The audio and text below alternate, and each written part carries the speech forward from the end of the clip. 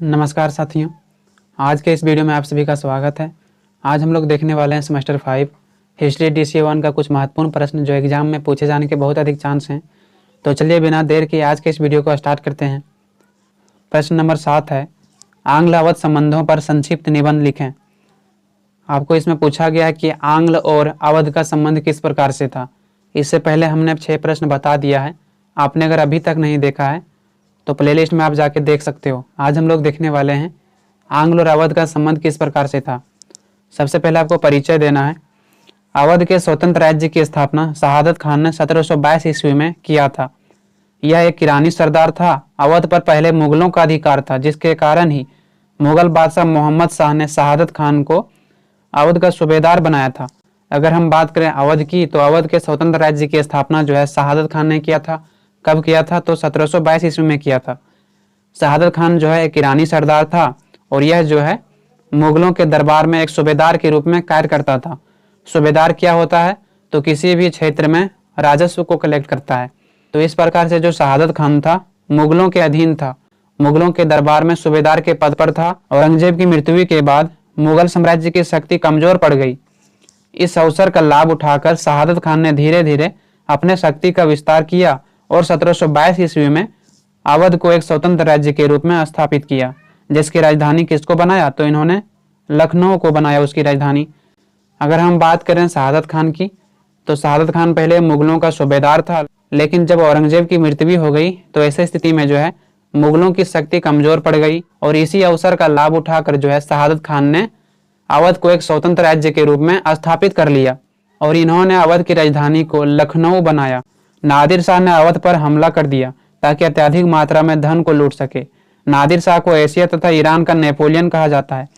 यानी कि जब अवध में जो है शहादत खान ने एक स्वतंत्र राज्य की स्थापना कर दिया तो ऐसी स्थिति में जो नादिर शाह था, जिनको एशिया और ईरान का नेपोलियन कहा जाता था, उन्होंने अवध पर जो है आक्रमण करने का योजना बनाया और जब अवध तक पहुंचा ताकि वहां से अत्यधिक मात्रा में धन को लूट सके, ऐसी स्थिति में अवध का जो नवाब था शहादत खान, उन्होंने यह कह दिया कि आपको गलत जानकारी मिली है। अवध पर अत्यधिक मात्रा में आपको धन नहीं मिलेगा, बल्कि आपको अगर अत्यधिक मात्रा में धन चाहिए तो आप दिल्ली चले जाइए। वहां पर मुगलों का शासन व्यवस्था है और वहां पर जो है मुगलों ने अत्यधिक मात्रा में खजाना को रखा है, अत्यधिक मात्रा में धन को रखा है। तो इस प्रकार से शहादत खान ने अपने राज्य से मुगलों की ओर भेज दिया। किसको? नादिर शाह को। इन्हें यह जानकारी मिला था कि अवध पर अत्यधिक मात्रा में धन प्राप्त हो सकता है, जिसके कारण नादिर शाह ने अवध पर हमला करने पहुंचा।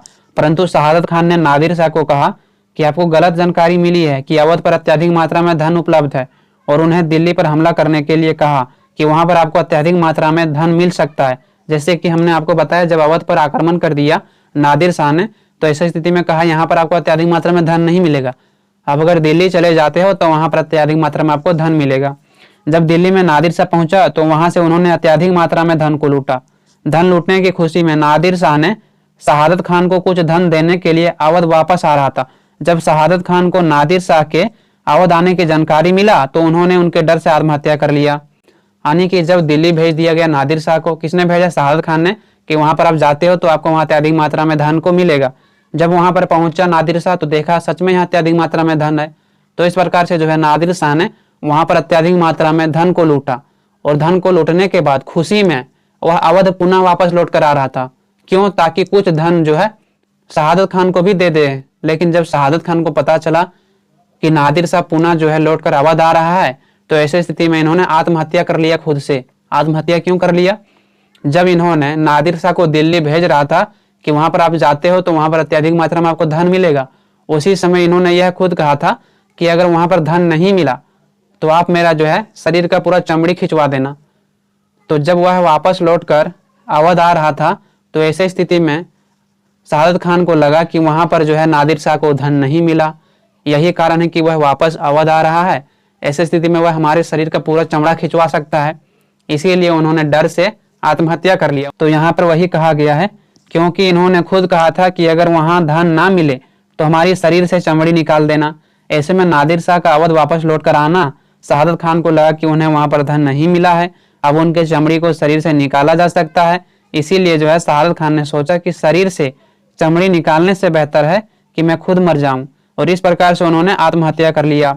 शहादत खान के बाद अवध का जो अगला नवाब बना वो शुजाउद्दौला बना और आगे चलकर जो है अंग्रेजों के साथ बक्सर का युद्ध लड़ेगा। यानी कि जब अवध के नवाब शहादत खान ने आत्महत्या कर लिया, उसके बाद अगला नवाब के रूप में शुजाउद्दौला बना। यहाँ पर आपको एक चीज कंफ्यूजन में नहीं रहना है कि जो शुजाउद्दौला है और सिराजुद्दौला है वो दोनों अलग अलग है। जो सिराजुद्दौला था वो बंगाल का नवाब था और वह जो है पलासी का युद्ध 1757 में लड़ा था अंग्रेजों से। लेकिन ये है शुजाउद्दौला और ये जो है अवध का नवाब है। ये जो है बक्सर का युद्ध लड़ेगा अंग्रेजों से 1764 ईस्वी में। उसके बाद जो आपको नेक्स्ट हेडिंग बनाना है वो है रॉबर्ट क्लाइव और शुजाउद्दौला के बीच संघर्ष। रॉबर्ट क्लाइव जो अंग्रेजों का एक सेना नायक था, एक सेनापति था, और शुजाउद्दौला के बीच किस प्रकार से संघर्ष प्रारंभ हुआ इसके बारे में यहाँ पर बताया गया है। जैसे कि अवध के नवाब शुजाउद्दौला और क्लाइव के बीच 1764 ईस्वी में बक्सर का युद्ध हुआ। अवध के नवाब और अंग्रेजों में संघर्ष की शुरुआत बक्सर के युद्ध के साथ हुआ, जब बंगाल के नवाब मीर कासिम अंग्रेजों से पराजित होकर अवध के नवाब शुजाउद्दौला के दरबार में आकर शरण लिया और इससे मदद मांगी। यहाँ पर आपको एक चीज समझनी है कि अवध का जो नवाब था शुजाउद्दौला, वह जो है क्लाइव से संघर्ष करता है। ऐसे में तो इनका कोई अभी मुद्दा नहीं हुआ था, लेकिन इन्होंने जो है रॉबर्ट क्लाइव से 1764 में संघर्ष करने का सोचा। संघर्ष इसलिए करने का सोचा क्योंकि दिन प्रतिदिन भारत के अधिकतर क्षेत्रों में अंग्रेजों की शक्ति का विस्तार हो रहा था। ऐसे में जितने भी छोटे छोटे राज्य थे वह काफी डर में थे कि अगर अंग्रेजों द्वारा इन राज्यों पर नियंत्रण स्थापित कर लेगा तो यहाँ पर जो है राजा का सत्ता समाप्त हो जाएगा, राजा का शासन व्यवस्था समाप्त हो जाएगा। यही कारण है कि शुजाउद्दौला अंग्रेजों के विरुद्ध युद्ध लड़ने के लिए तैयार हो गया। इसमें यह हुआ था कि जो बंगाल का नवाब था मीर कासिम, वह अवध आता है और जो है शुजाउद्दौला से अंग्रेजों के विरुद्ध युद्ध लड़ने से सहायता मांगता है कि आप अगर मेरा सहायता करोगे तो हम लोग मिलकर जो है अंग्रेजों के विरुद्ध युद्ध लड़ेंगे। मीर कासिम कौन था? तो ये बंगाल का नवाब था। पहले नवाब था सिराजुद्दौला, लेकिन उनके सेनापति जो था मीर जाफर, उनके विश्वासघात के कारण वहां पर जो है सिराजुद्दौला पराजित हो गया। उसके बाद मीर जाफर को जो है अंग्रेजों ने बंगाल का नवाब बनाया, लेकिन यह नाम का नवाब था, काम का नहीं था, है ना। जिसके बाद अंग्रेजों ने मीर कासिम को नवाब बनाया बंगाल का। मीर कासिम कौन था? तो मीर जाफर का ही दामाद था। तो इस प्रकार से जब मीर कासिम बंगाल का नवाब बना तो इन्होंने अपने शक्ति का विस्तार करना प्रारंभ कर दिया। ऐसे में जो है अंग्रेजों को लगने लगा कि जो मीर कासिम है काफी चालाक है और इन्होंने जो है मीर कासिम के शक्ति को कुचलने का प्रयास किया। तो इस प्रकार से जो मीर कासिम था वो भागता हुआ शुजाउद्दौला के पास जाता है अवध और उनसे कहता है आप हमारी सहायता करो, हम अंग्रेजों के विरुद्ध युद्ध लड़ना चाहते हैं। तो इस प्रकार से जो अवध का नवाब था शुजाउद्दौला और उधर बंगाल का जो नवाब था मीर कासिम, इन दोनों ने संगठन बनाया ताकि अंग्रेजों के विरुद्ध युद्ध लड़ा जा सके। और आगे चलकर जो है मुगल बादशाह जो शाह आलम द्वितीय था, उन्होंने भी जो है इनको साथ देगा। शुजाउद्दौला बंगाल में अंग्रेजों की बढ़ती शक्ति से काफी चिंतित था। यही कारण कि उन्होंने मीर कासिम का अंग्रेजों के विरुद्ध युद्ध लड़ने के लिए मदद करने के लिए तैयार हो गया। मुगल बादशाह जो शाह आलम द्वितीय था उस समय, इन्होंने भी जो है इन लोगों के पक्ष में शामिल होना चाहा और इस प्रकार से जो है तीन लोगों ने मिलकर एक संगठन को बनाया। अवध के शुजाउद्दौला, बंगाल के मीर कासिम और मुगल सम्राट मुगल बादशाह शाह आलम द्वितीय त्रिगुट संगठन बनाए तो अंग्रेजों के विरुद्ध युद्ध को लड़ा जा सके, ताकि उनके शक्ति को कुचला जा सके। इस प्रकार से जो है 1764 ईस्वी में बंगाल के नवाब मीर कासिम, अवध के नवाब शुजाउद्दौला तथा मुगल बादशाह शाह आलम द्वितीय की संयुक्त सेना अंग्रेज कंपनी के विरुद्ध युद्ध लड़ी।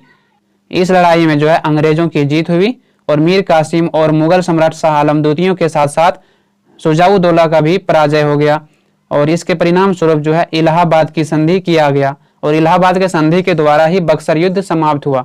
यानी कि जब शुजाउद्दौला मिल गया, जब बंगाल के नवाब मीर कासिम मिल गया और जब मुगल बादशाह शाह आलम द्वितीय मिल गया, इन सभी ने मिलकर अंग्रेजों के विरुद्ध युद्ध लड़ा, जिसे बक्सर के युद्ध के नाम से जाना जाता है। बक्सर का युद्ध कब लड़ा गया था? तो 1764 ईस्वी में लड़ा गया था। यह माना जाता है इस युद्ध में इन तीनों का सेना अंग्रेजों से हार जाती है और इस हार के कारण इलाहाबाद की संधि इन लोगों को करनी पड़ती है। अब हम लोग समझते हैं कि इलाहाबाद की संधि जो है काफी महत्वपूर्ण संधि था, जिसके बाद ही ब्रिटिश ईस्ट इंडिया कंपनी का भारत में पूरी तरह से सत्ता स्थापित हो सका। 1757 में जो प्लासी का युद्ध हुआ था उस समय पूरी तरह से अंग्रेजों की जीत नहीं हुई थी। भले उन्होंने सिराजुद्दौला को विश्वासघात के कारण पराजित कर दिया था, लेकिन अभी भी अधिकार जो है यहाँ के नवाबों का था। लेकिन जब बक्सर का युद्ध लड़ा और इस युद्ध में जब अंग्रेजों की जीत हुई तो इस जीत ने अंग्रेजों की सत्ता भारत में स्थापित कर दिया। उसके बाद हम लोग देखते हैं कि इलाहाबाद की संधि क्या थी। तो इलाहाबाद में 2 संधि हुई थी। तो आपको पहला जो हेडिंग बनाना है वह इलाहाबाद की पहली संधि जो 12 अगस्त 1765 ईस्वी में हुआ था। बक्सर युद्ध के पराजय के परिणाम स्वरूप इलाहाबाद की प्रथम संधि 12 अगस्त 1765 ईस्वी में रॉबर्ट क्लाइव और मुगल सम्राट शाह आलम द्वितीय के बीच हुआ था। इस संधि के तहत ईस्ट इंडिया कंपनी को बंगाल, बिहार और उड़ीसा के दीवानी अधिकार प्राप्त हो गया। इलाहाबाद की जो पहली संधि हुई थी वो 12 अगस्त 1765 ईस्वी में हुई थी। किन के बीच हुई थी? तो यह जो है ब्रिटिश ईस्ट इंडिया कंपनी की ओर से रॉबर्ट क्लाइव था और मुगल सम्राट शाह आलम द्वितीय था। तो इन दोनों के बीच यह संधि हुई थी। और इलाहाबाद की संधि एक ऐसा संधि था जिस संधि ने ब्रिटिश ईस्ट इंडिया कंपनी की नींव भारत में डाल दी। इस संधि के तहत जो है ब्रिटिश ईस्ट इंडिया कंपनी को बंगाल, बिहार और उड़ीसा का दीवानी अधिकार प्राप्त हो गया। यानी कि बंगाल पर जो है पहले राजस्व कलेक्ट करने का अधिकार नवाब का था, बिहार और उड़ीसा के नवाब का था। इस संधि के तहत मुगल सम्राट शाह आलम द्वितीय को बंगाल, बिहार और उड़ीसा का दीवानी अधिकार अंग्रेजों को देना पड़ा। अब इन राज्यों से जो है राजस्व कौन कलेक्ट कर सकता है? वो कलेक्ट कर सकता है अंग्रेज। तो कितनी बड़ी अधिकार मिल गई। बिहार, बंगाल और उड़ीसा पर जो है दीवानी अधिकार पूरी तरह से अंग्रेजों को मिल गई। अब इन क्षेत्रों में यह जो है राजस्व को इकट्ठा कर सकता था। तो यहाँ पर जो संधि हुआ यह बहुत महत्वपूर्ण संधि माना जाता है। यही संधि के द्वारा जो है अंग्रेजों की नींव भारत में डली।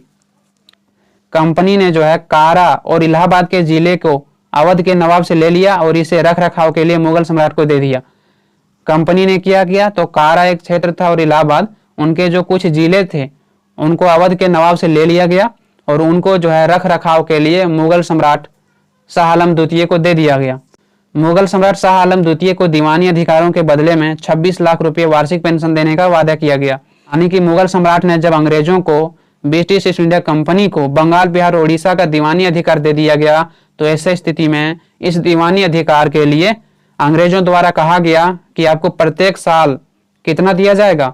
26 लाख रुपया दिया जाएगा पेंशन के रूप में।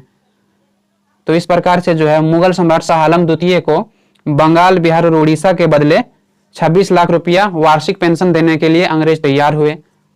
सैन्य रक्षा, पुलिस और न्यायपालिका के कार्यों के बदले में कंपनी को 53 लाख खर्च के रूप में रखने का प्रावधान था। इस संधि के द्वारा यह भी तय किया गया कि जब हम दीवानी अधिकार को बंगाल, बिहार और उड़ीसा का ले लिए हैं तो ऐसी स्थिति में जो हम सेना रखेंगे उसकी तो खर्चा होगी ना, जो मंत्री रखेंगे उसका भी तो कुछ खर्चा होगा ना। तो इसलिए जो है अंग्रेजों ने सैन्य रक्षा यानी सैनिकों के लिए, पुलिस के लिए, न्यायपालिका के लिए जो है 53 लाख रुपया रखने की बात कही। उसके बाद हम लोग देखते हैं कि आखिर जो दूसरा इलाहाबाद की संधि हुई थी उस संधि में क्या तय किया गया था। तो इलाहाबाद की दूसरी संधि कब हुई थी? 16 अगस्त 1765 ईस्वी में हुई थी। इस संधि के तहत रॉबर्ट क्लाइव और अवध के नवाब शुजाउद्दौला के बीच हस्ताक्षर किए गए थे। अगर हम बात करें इलाहाबाद की दूसरी संधि तो कब हुई थी? तो 16 अगस्त 1765 में हुई थी। किन के बीच हुई थी? तो रॉबर्ट क्लाइव और शुजाउद्दौला के बीच हुई थी जो अवध के नवाब था। अवध, कारा और इलाहाबाद के जिले को नवाब शुजाउद्दौला को छोड़ना पड़ा। इस संधि के तहत जो है जो अवध का कारा जिला था और इलाहाबाद की कुछ जिला था उनको नवाब शुजाउद्दौला का छोड़ना पड़ा, अंग्रेजों को दे देना पड़ा। इस संधि के द्वारा यह तय हुआ कि नवाब को अवध में अपने खर्च पर ही एक ब्रिटिश सैन्य टुकड़ी को रखना पड़ेगा।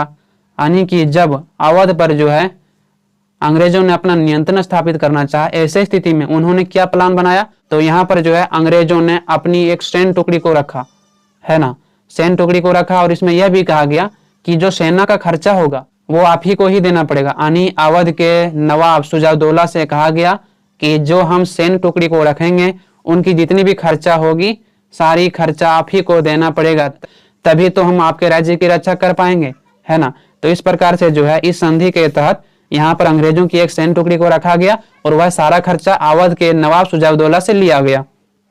कंपनी को अवध प्रांत में मुक्त व्यापार करने का अधिकार दिया गया। युद्ध की क्षतिपूर्ति के रूप में अवध के नवाब शुजाउद्दौला को कंपनी को 50 लाख रुपया भी देना पड़ा। कंपनी को जो है अवध में अब फ्री में व्यापार करने का अधिकार मिल गया, यानी मुफ्त में अब व्यापार कर सकता है अंग्रेज। कहाँ पर? अवध में।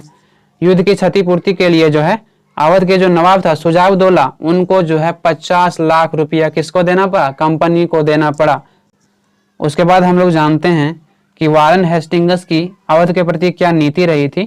रॉबर्ट क्लाइव ने अवध के नवाब से कारा और इलाहाबाद के जिले को लेकर मुगल सम्राट को इस उद्देश्य से दिया था ताकि वह अंग्रेजों का मित्र बना रहे, परंतु मुगल सम्राट शाह आलम द्वितीय मराठों के संरक्षण में चला गया। रॉबर्ट क्लाइव ने जो है अवध के जो नवाब था उनसे कारा और इलाहाबाद के जिले को लेकर और मुगल सम्राट को दे दिया ताकि जो है वह अंग्रेजों का मित्र बना रहे, क्योंकि उस समय सबसे जो बड़ा बादशाह था भारत में वो मुगल सम्राट ही था। यही कारण है कि उनसे मित्रता स्थापित करना चाहा अंग्रेज, परंतु जो मुगल सम्राट शाह आलम द्वितीय था उन्होंने यह बात स्वीकार नहीं किया और उन्होंने यह प्रदेश को नहीं लिया, बल्कि मराठों के संरक्षण में चला गया ताकि मराठों के साथ मिलकर और अंग्रेजों के विरुद्ध विद्रोह कर सके, अंग्रेजों के विरुद्ध युद्ध लड़े।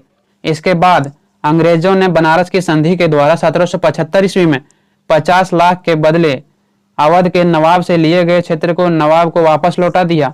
इसके अतिरिक्त अंग्रेजों ने नवाब को जो है रोहिलखंड पर विजय प्राप्त करने में भी सैन्य सहायता किया, जिसके बदले अंग्रेजों ने नवाब से 40 लाख रुपया प्राप्त किया। साथ ही साथ अंग्रेजों ने नवाब से बहरी आक्रमण होने पर भी सुरक्षा की गारंटी दिया। यानी कि अंग्रेजों ने 1775 ईस्वी में बनारस की संधि की किसके साथ, तो अवध के नवाब शुजाउद्दौला के साथ।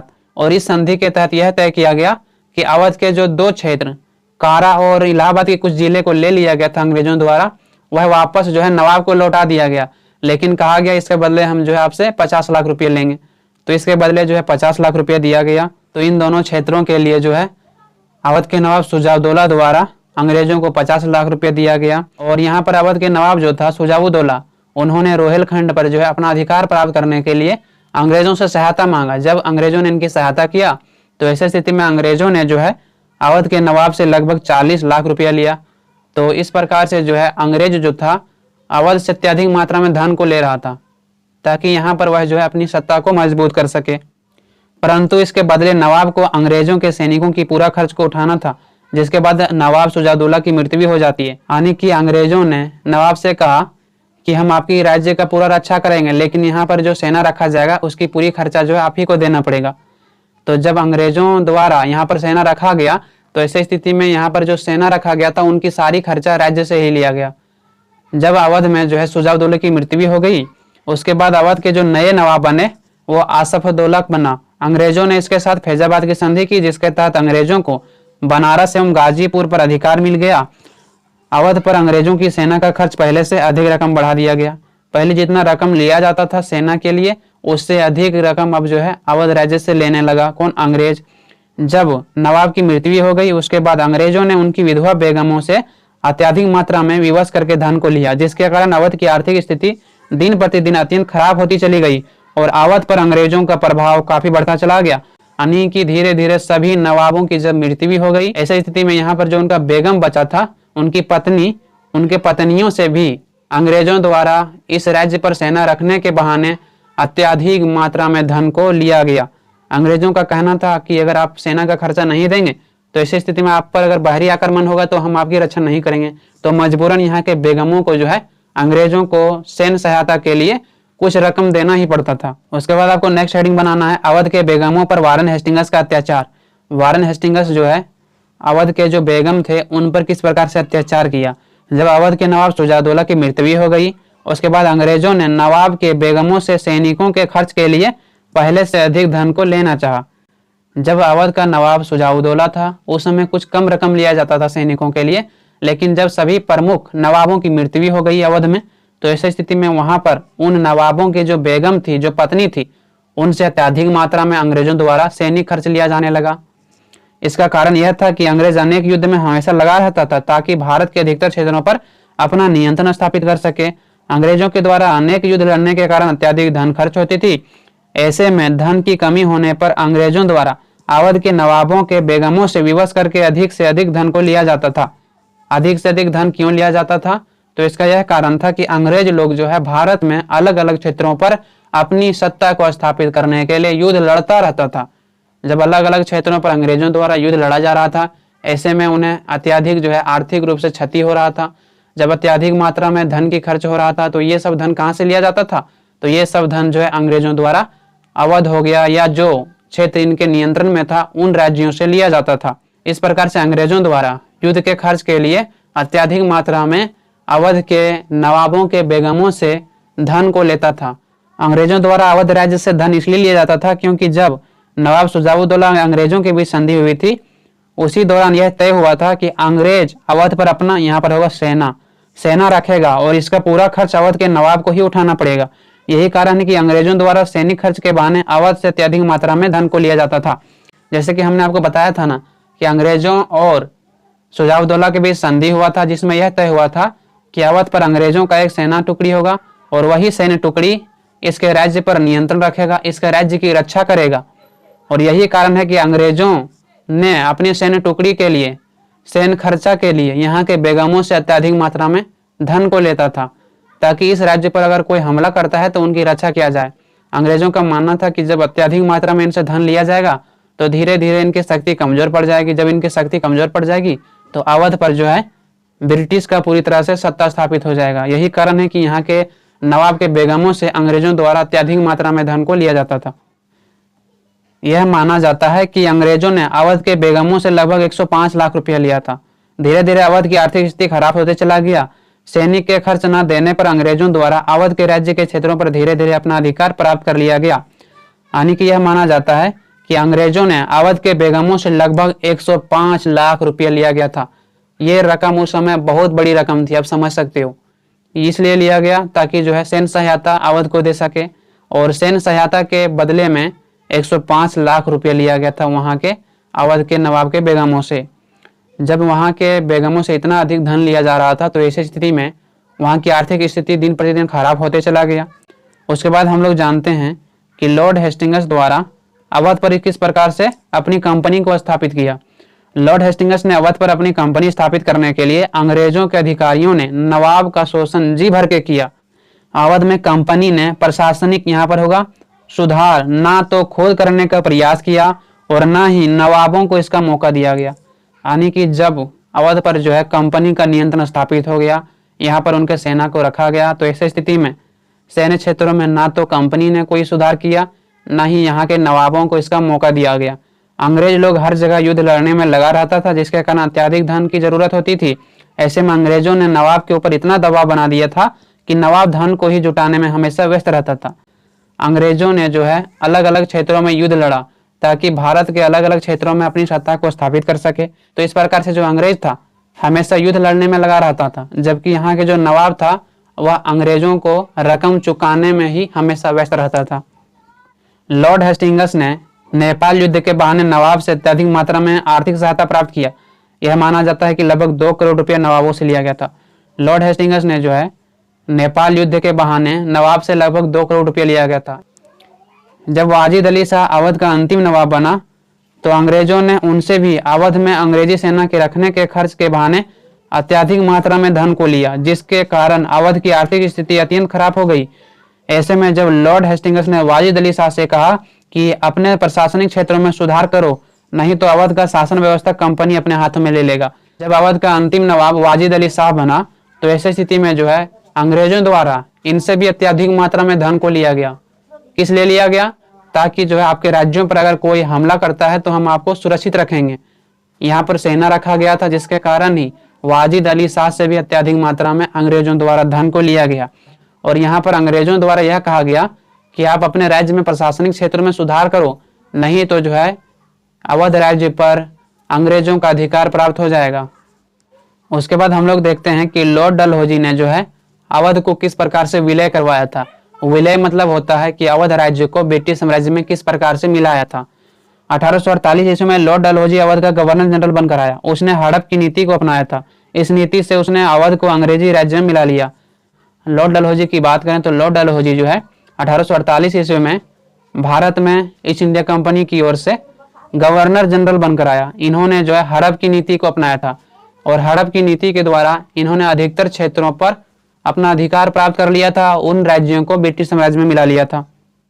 इस दौरान अवध का नवाब वाजिद अली शाह था। डलहौजी ने अवध पर कुशासन और भ्रष्टाचार का आरोप लगाकर अवध को अपने अधिकार में कर लिया और नवाब को अवध के गद्दी से हटाने के लिए अपने सेना के साथ डलहौजी लखनऊ पहुंचा। अवध के नवाब वाजिद अली शाह को सत्ता से हटाने के लिए डलहौजी ने एक नीति को लागू किया और इन्होंने यह कहा कि अवध पर जो है वाजिद अली शाह शासन व्यवस्था चलाने के योग्य नहीं है, यह जो है काफी भ्रष्ट हो गया है। यही कारण है कि लॉर्ड डलहौजी द्वारा जो है कुशासन और भ्रष्टाचार का आरोप लगाकर अवध राज्य पर अधिकार कर लेता है। डलहौजी ने वाजिद अली शाह को एक संधि पत्र पर हस्ताक्षर करने के लिए कहा, जिसमें यह लिखा हुआ था कि नवाब अपनी इच्छा से गद्दी त्याग रहा है। डलहौजी ने जो है वाजिद अली शाह के राजधानी यानी कि लखनऊ गया और वहां पर जाने के बाद एक पत्र को लेगा और उस पर हस्ताक्षर करने के लिए कहा, और उस पत्र में लिखा हुआ था कि यहाँ का जो नवाब है अवध का, वह अपनी इच्छा से जो है अपने पद को त्याग रहा है। परंतु नवाब ने इस संधि पर हस्ताक्षर करने से इनकार कर दिया, जिसके कारण ही अंग्रेजों ने उन्हें बंदी बना लिया और वाजिद अली शाह को कोलकाता भेज दिया गया। इस प्रकार से 1856 ईस्वी में अवध को ब्रिटिश साम्राज्य में मिला लिया गया। परंतु जब नवाब ने जो है इस संधि पर हस्ताक्षर करने से इनकार कर दिया कि हम जो है अपनी इच्छा अनुसार यहाँ पर अपने पद को नहीं त्याग रहे हैं, जिसके बाद वाजिद अली शाह को जो है बंदी बना लिया और उन्हें इस प्रकार से कोलकाता ले जाया गया। और इस प्रकार से 1856 ईस्वी में अवध को ब्रिटिश साम्राज्य में मिला लिया गया। तो इस प्रकार से लॉर्ड डलहौजी ने कुशासन और भ्रष्टाचार के आरोप में अवध को ब्रिटिश साम्राज्य में मिला लिया गया। तो इस प्रकार से यहाँ पर समाप्त होता है साथियों। आई होप आप सभी को समझ में आया होगा।